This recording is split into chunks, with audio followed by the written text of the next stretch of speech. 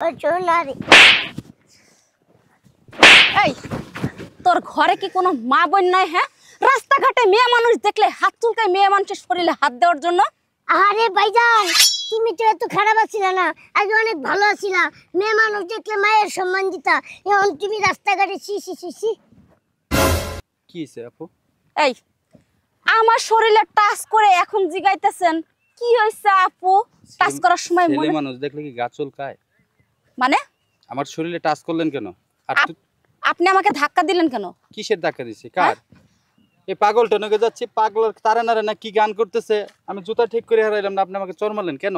এই শোনেন, রাস্তাঘাটে চলাফেরা করার সময় না অবশ্যই ভদ্রভাবে চলাফেরা করবেন আর ভদ্রতা বজায় রাখবেন।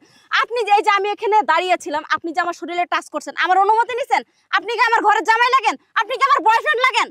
তাই শোন, একটা মেয়ে আমাকে অপমান করতেছে তোর সামনে কিনা, আর তুই কিছু বলতেছস না। আমি কি কমু? এই মহিলা মানুষ কি খায় দেয় কোনো কাম আছে? উদাইতে লেগে কথা কইব, মহিলা মানুষ ঠিক আছে। ওই 1.5 ফুটটা তুই আমার কি বিচার করবি রে? হ্যাঁ, বিচার তো আমি ওর করমু।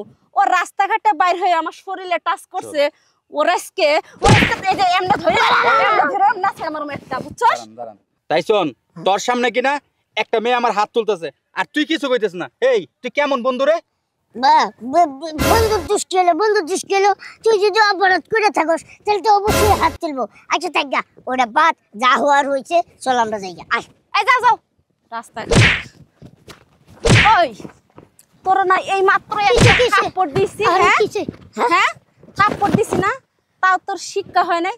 তুই যাওয়ার সময় আবার আমারে থাবা দিলি। আবার থাপ্পড় দিছি আপনারে? হ্যাঁ তোরে থাবড়াইয়া কানপট্টি লাল করে ফেলামু।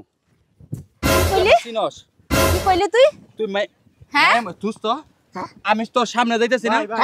ভাই এই মেয়ে রাহান, শুনেন ভাই, আমি দূর থেকে সবকিছু দেখছি। আমি দেখছি আপনার এই বন্ধু ওনারা টাচ করছে। কি রে তাই শোন? এই হুন তোর আমি কই থাকো, আসলে তোর লগে আমার একটা পুরানা শত্রুতা ছিল, যে আমি খুব চিন্তা ভাবনা করছি তোরে মাইর খাওয়ামু। এই জন্যই মনে কর যে আমি এই ব্যবহারটা করছি তোর লগে, তোরে আমি পিটনা খাওয়াইছি। দেখছেন আপু? আপা আমার ভুল হয়ে গেছে, আমার মাফ করে দেন। আমার এই বন্ধুরা উচিত শিক্ষা দিবার লেগে আমি আপনাদের টাচ করছি। আচ্ছা ঠিক আছে, শোনেন ভাইয়া, আপনার বন্ধুর সাথে আপনার শত্রুতা আছে, কিন্তু আপনার সাথে তো আমার কোনো শত্রুতা নেই। আপনি এই যে রাস্তাঘাটে মেয়েদেরকে টিস করলেন, এটা কি ঠিক করছেন? আচ্ছা শুনেন আপু, অনেক বর্ধতা শুনছি, আমার বন্ধু করে নাহলে একটা ভুলই করছে। আপনার তো উচিত ছিল যে যাচাই করে পরবর্তী মারার, আর আপনি কি না যাচাই বাছাই না করে আমার গায়ে হাত তুললেন। আসলে ভুলটা আপুর না, ভুলটা আমারই। আমি যদি আজকে টাচ না করতাম তাহলে হয়তো এরকম ভুল বুঝা হইতো না, আর এই আপুও তোরে মারতো না। আপু, আমি কাজটা একদমই খারাপ করছি। আজকের পর থেকে কোনো রাস্তাঘাটে এরকম দুষ্টামি ফাইজলামি আমি আর জীবনেও করুম না, আর মেয়ে মানুষের গায়ে কোনোদিন টাচও করুম না।